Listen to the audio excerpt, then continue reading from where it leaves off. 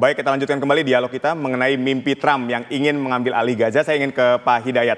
Pak Hidayat, ini ketika tadi Anda katakan bahwa warga Gaza ini berbeda dengan warga kulit putih atau warga Indian gitu ya. Apa sebetulnya membuat warga Gaza ini spesial sehingga mempertahankan tanah airnya walaupun tadi dengan penyerangan yang luar biasa dari kekuatan militer Israel pun selama lebih dari setahun tidak bisa membuahkan hasil apapun. Kemudian ketika kita lihat bahwa Trump ini ingin merelokasi tanpa kekuatan militer. Mungkin Anda dapat menggambarkan dan menceritakan kenapa warga Gaza ini spesial. Pak Hidayat, silakan. Ya, warga Gaza saya kira bisa kita rujukan kepada warga Indonesia ketika mereka berjuang untuk kemerdekaan Indonesia. Ada istilah yang pasti amat sangat diketahui, ada istilah serangan umum 1 Maret tahun 1948 yang lalu. Kalau ukurannya adalah jumlah senjata, personil itu pasti tidak berimbang. Tapi mengapa kemudian para prajurit kita, para pahlawan bangsa melakukan serangan 1 Maret? Karena mereka yakin bahwa merekalah pemilik Indonesia, merekalah bangsa yang berhak merdeka, mereka berhak untuk mengusir penjajah Belanda, dan kemudian itu menjadi salah satu tonggak daripada kemenangan Indonesia. Warga Gaza juga mirip dengan semacam itu. Mereka adalah penduduk asli Gaza, mereka berhak untuk hidup di Gaza, mereka ingin mengkoreksi seolah-olah dunia ini sudah melupakan Gaza, seolah-olah pasti Gaza dikalahkan dan kemudian pastilah semua mimpi dan atau klaim Israel bisa diwujudkan. Dan bahkan seminggu sebelum tanggal 7 Oktober itu, Netanyahu memberikan pidato di sidang umum PBB. Dia membawa peta. Dalam peta itu sama sekali tidak ada nama Palestina, tidak ada nama Gaza, semuanya adalah Israel. Artinya dalam keinginan klaimnya Netanyahu, Israel sudah menguasai seluruh kawasan Palestina yang di dalamnya ada Gaza. Mereka ingin melakukan pembuktian bahwa Palestina masih ada, Gaza masih ada, perjuangan kemerdekaan mereka lakukan, dan terjadilah itu. Berikutnya dari sisi agama, pastilah mereka sebagai warga yang berada di kawasan Palestina, di mana di Palestina ada Masjid Al-Aqsa. Mereka tidak ingin bila Masjid Al-Aqsa kemudian menjadi terkuasai sepenuhnya oleh Israel dan kemudian dihancurkan Masjid Al-Aqsa dan diubah menjadi Solomon Temple, sesuatu yang ingin menjadi klaimnya Israel, tapi itu pasti ditolak oleh umat Islam, khususnya umat Islam yang ada di Palestina, di dalamnya ada Gaza. Karenanya semakin membuat mereka semakin militan untuk mempertahankan eksistensi mereka, mempertahankan tanah dan perjuangan mereka, dan terbukti mereka bisa mengalahkan konspirasi global yang dipimpin oleh Israel dan juga oleh Amerika Serikat itu. Baik, dan ini yang menjadikan warga Gaza ini adalah warga yang spesial. Saya ingin ke Mas Sigit. Mas Sigit, ini ketika kita berbicara bahwa Donald Trump ini kan ketika kita soroti di awal dia menginisiasi gencatan senjata, kemudian gencatan senjata itu terwujud. Tapi di akhir kok mimpi Trump ini jadi mengambil alih Gaza ini. Apa sebetulnya yang ada di pikiran Trump kalau menurut analisis Anda? Oke, baik, ya. Kalau secara personal memang Trump ini kan sangat unpredictable gitu ya. Jadi memang mungkin sangat selalu ingin menciptakan sesuatu yang baru, solusi, tapi memang jadi membuat kebijakannya sangat tidak sulit diprediksi. Kalau saya melihat bahwa proposal ini sebenarnya sebagai bagian dari mungkin kartu yang dimainkan oleh Trump untuk bisa membawa Netanyahu untuk berunding atau mengadakan gencatan senjata. Tapi kita lihat bahwa hal itu sebenarnya proposal ini bertentangan dengan dua hal yang ingin dicapai oleh Trump. Yang pertama, yaitu Israel itu diterima oleh negara Arab di Timur Tengah. Yang kedua, American First itu adalah bahwa mengurangi keterlibatan militer Amerika di konflik-konflik di luar sana. Dan yang pertama bahwa kita lihat reaksi dari negara-negara tetangga, negara-negara Arab sudah sama sekali menolak.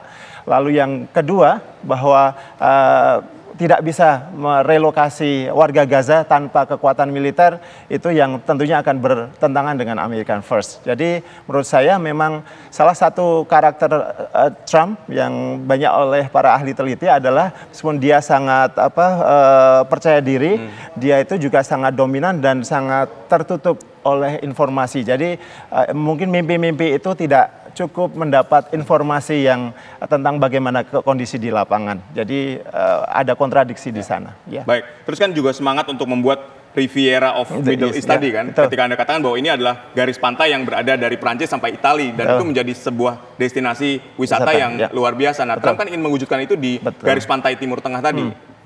Ya. Pendapat Anda silakan. Jadi 3 hal yang pertama tadi bertentangan dengan tujuan politik luar negeri, kebijakan luar negeri Amerika Serikat. Yang kedua, dalam segi praktisnya itu secara teknis sangat tidak mudah, secara logistik sulit, investasi secara ekonomi juga investasi yang cukup besar. Ini bukan sekedar membuat sebuah turis resort di sebuah tanah yang terbuka ya, tapi ini adalah tempat yang penuh konflik. Jadi investasinya sangat besar, jadi sangat tidak praktis. Yang terakhir, dan ini yang sangat penting, bahwa ini tidak legal. Karena 146 negara dari 193 anggota PBB mengakui kedaulatan Palestina di West Bank, di tepi barat dan Gaza. Artinya ketika Amerika mau mengontrol Gaza, artinya sudah melanggar kedaulatan Palestina, dan itu sudah merusak sendi-sendi sistem internasional yang kita bangun selama ini. Baik, Pak Hidayat, singkat saja, apa yang harus dilakukan Indonesia agar mimpi Trump ini hanya menjadi mimpi saja?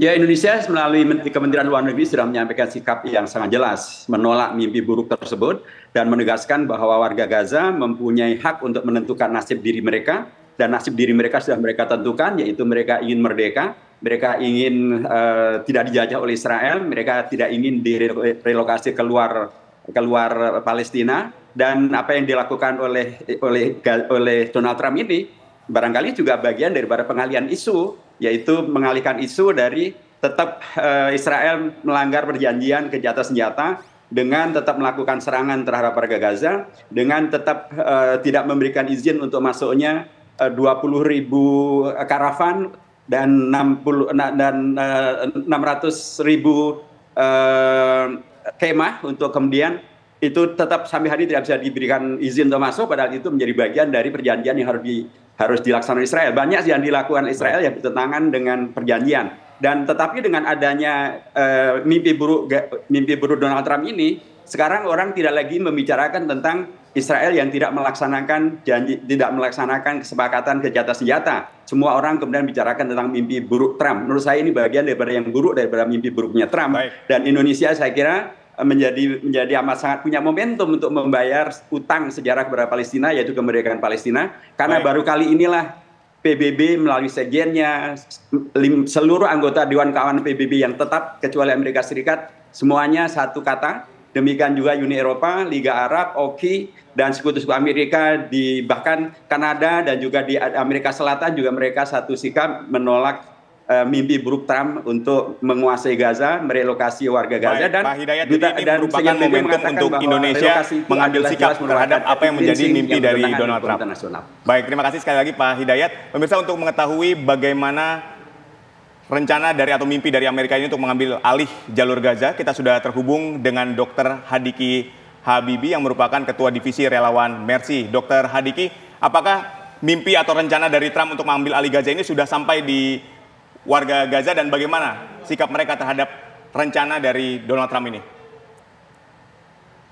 Terima kasih. Assalamualaikum warahmatullahi wabarakatuh. Waalaikumsalam. Saya Dr. Hadiki Habib, Ketua Presidium Mercy Indonesia. Saat ini berada di Kompleks Rumah Sakit Indonesia di Gaza Utara. Kami masih melakukan pelayanan medis di Rumah Sakit Indonesia di Gaza bersama dengan dokter-dokter lokal warga Gaza. Kami melihat bahwa masyarakat Gaza saat ini sangat bersemangat untuk melakukan membangun kembali kehidupan mereka gitu ya, dan semangat ini menjadi modal yang sangat besar bagi masyarakat Gaza untuk tetap bertahan dan kreatif gitu ya dalam menjaga kesehatan keselamatan mereka, terutama di lingkungan yang sekarang dengan sistematis sengaja dirusak oleh penjajah serta cuaca musim dingin. Pendapat masyarakat mengenai rencana dari Amerika Serikat, tentu masyarakat sudah banyak yang mengetahui, dan satu kata dari mereka, kami tidak perlu mendengarkan itu, gitu. Karena kami hanya butuh pertolongan dari Allah Subhanahu Wa Taala. Kira-kira seperti itu. Baik, terima kasih Dr. Hadiki. Semoga warga Gaza di sana terus diberikan kesehatan dan keselamatan. Juga untuk Dr. Hadiki, jaga kesehatan dan keselamatan Anda di sana. Baik, demikian dialog kita pada hari ini. Sekali lagi terima kasih kepada Mas Sigit, terima kasih juga kepada Pak Hidayat telah berdialog bersama kami. Wassalamualaikum warahmatullahi wabarakatuh, sehat dan sukses untuk semua.